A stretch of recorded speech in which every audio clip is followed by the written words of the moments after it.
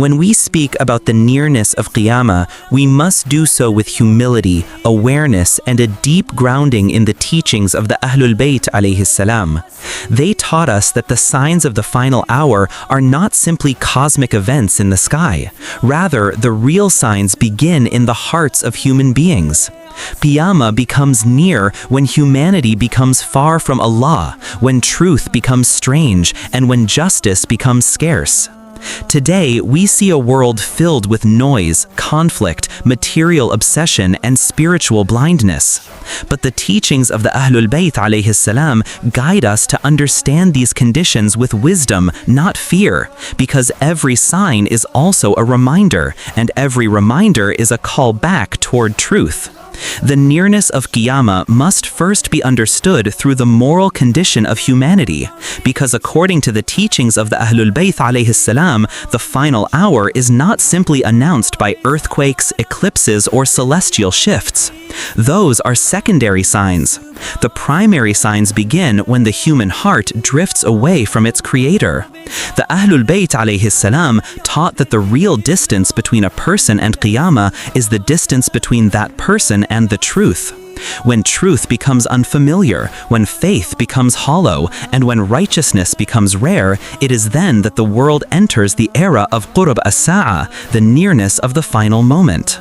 In our traditions, the Imams alayhimussalam described times in which people would carry the Quran but not act upon it. They would recite its verses beautifully but live in contradiction to its message. This is one of the clearest signs of spiritual decay.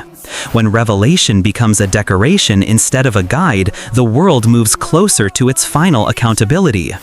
Imagine a society where people know the words of Allah but do not allow those words to soften their hearts, discipline their desires, or restrain their injustices. Such a society naturally drifts toward collapse because divine laws are not just rules, they are the structure that holds civilization together. When that structure is ignored, the collapse is both a physical and spiritual sign of the end approaching. The Ahl al-Bayt alayhi salam warned that a time would come when lying becomes widespread and truth is treated like a burden. People would prefer comforting falsehoods over inconvenient truths. This inversion of values is a sign that humanity is forgetting its purpose. When deception becomes a skill, dishonesty becomes normalized, and manipulation becomes a tool for success, the moral fabric of society begins to tear. The Imams alayhimussalam taught that such moral instability is more dangerous than natural disasters because it affects the soul and spreads silently through generations. It is a sign that the hearts of people are drifting away from their divine responsibility. Another sign that Ahl al-Bayt alayhi salam mentioned is the pursuit of worldly greed at the expense of spiritual growth. In earlier times, people sought sustenance to survive.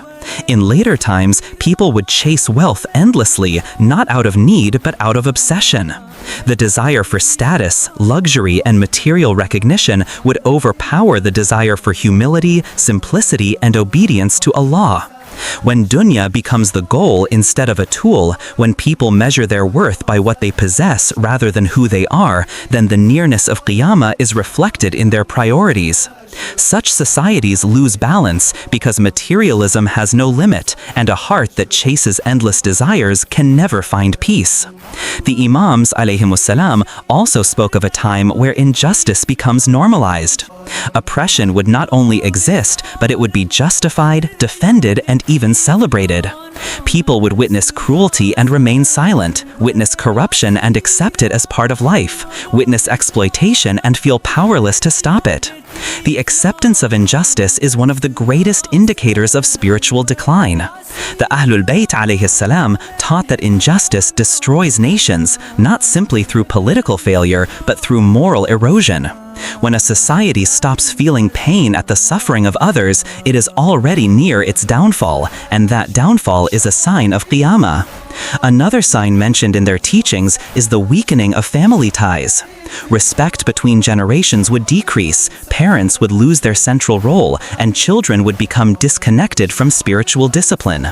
The home, which is meant to be the first school of morality, would become fragmented. When the family structure weakens, society weakens, and when society weakens, the conditions for the final hour become more apparent. The Ahl al-Bayt alayhi salam emphasized that the strength of a community lies in the sincerity of its homes. When families are spiritually strong, society remains stable. When families become spiritually empty, society accelerates toward its end. These signs are not meant to create fear, rather they are mirrors. The Ahl al-Bayt alayhi salam taught that believers should observe these signs not to panic but to awaken. When we see dishonesty rise, we should strengthen truthfulness. When we see greed increasing, we should practice generosity. When we witness injustice, we should align ourselves with justice.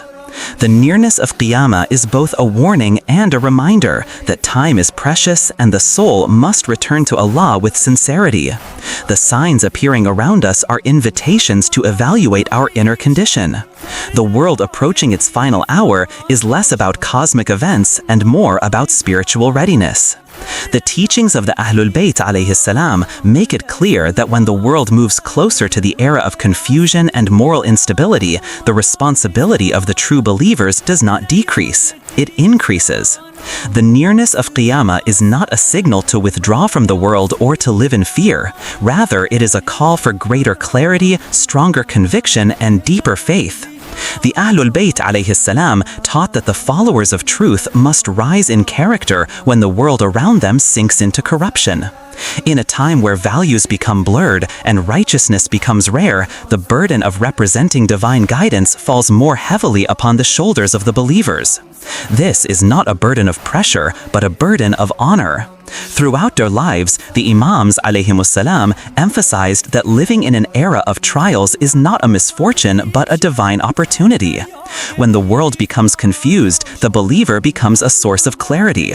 When society becomes unjust, the believer becomes a representative of justice. When people lose hope, the believer becomes a reminder of Allah's mercy. This transformation is not accidental. It is the result of consciously living the principles of the Ahl al-Bayt alayhi salam. They taught that the true worth of a believer is not measured in times of comfort, but in times of chaos, when maintaining moral integrity becomes difficult. The closer humanity moves towards the final hour, the more valuable becomes every act of sincerity, every choice of honesty, and every moment of patience. The responsibility of believers, according to the teachings of the Ahl al-Bayt alayhi salam, is built upon three foundations: protecting the truth, practicing justice, and embodying compassion. Protecting the truth means refusing to compromise one's principles even when the world normalizes falsehood. It means speaking up when silence supports injustice. It means standing firm even when standing firm is inconvenient. The Imams alayhimussalam taught that a time would come when remaining loyal to the truth would feel harder than holding a burning coal in one's hand. This metaphor shows the intensity of trials in the end times, but it also shows the strength expected from believers. Practicing justice is another essential duty. The Ahl al-Bayt alayhi salam lived their lives as models of justice, even when injustice surrounded them. They taught that justice is not only about political systems, it begins with fairness in one's character, one's dealings, one's family, and one's community. When injustice becomes widespread, the responsibility of the believer is to ensure that justice at least survives in their personal conduct. The nearness of Qiyamah is not an excuse to withdraw from moral responsibility. It is a reminder that justice is needed more urgently because the world is moving toward accountability. Every act of justice delays moral collapse, strengthens society, and preserves the path of truth. Compassion, the third foundation, is equally important. The Ahl al-Bayt alayhi salam taught that believers must remain gentle-hearted even when the world becomes harsh. They must be generous even when people become selfish. They must remain kind even when cruelty becomes common. Compassion is not a weakness, it is a sign of spiritual maturity. In the end times, when humanity loses emotional warmth, the believer becomes a source of mercy. This is a responsibility because compassion keeps the heart alive, and a living heart is necessary for true faith. The responsibility of believers also includes preserving their identity. The Ahl al-Bayt alayhi salam warned that in the later times, people would appear religious outwardly but be disconnected inwardly. Therefore, sincerity becomes essential. Actions must match intentions, and the heart must align with the tongue. The believer must ensure that their connection to Allah is not built on habit, but on conviction.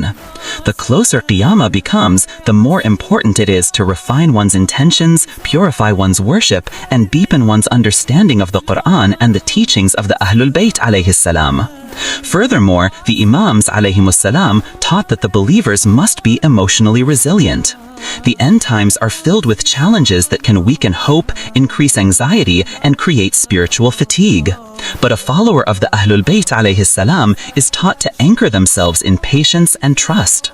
Just as a ship needs a strong anchor in stormy seas, the believer's anchor is their certainty in Allah's wisdom.